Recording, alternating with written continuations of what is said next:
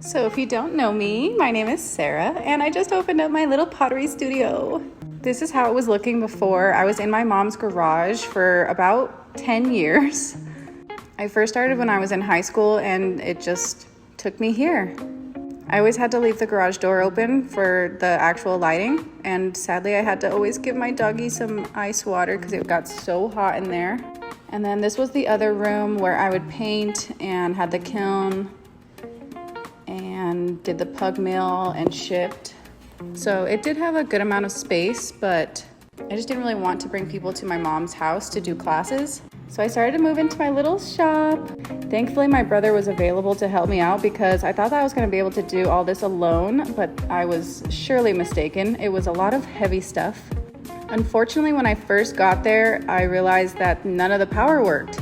And come to find out, it's because of this. The last tenant had somehow short-circuited it and it just completely blew the fuse.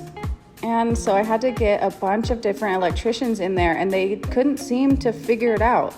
It took all of 7 days without electricity. Finally, they figured it out and we got the electricity working.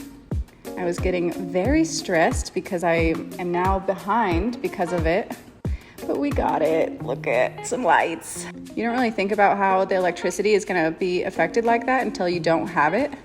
I had a bunch of other things scheduled for the studio, but they all had to be on holds because they all took electricity. And then I got my kiln in, and that was easy to move as well. And then I started to get my sign put in. It was so nerve-wracking because I was really unsure of what to put as my sign.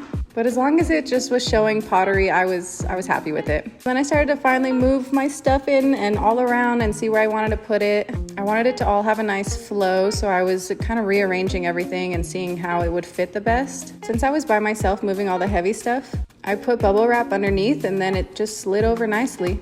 And then of course, when I was unwrapping all of my pieces, this guy had his bed wide open and yet had to be right next to me, writing all the papers. I guess it was comfier than his bed.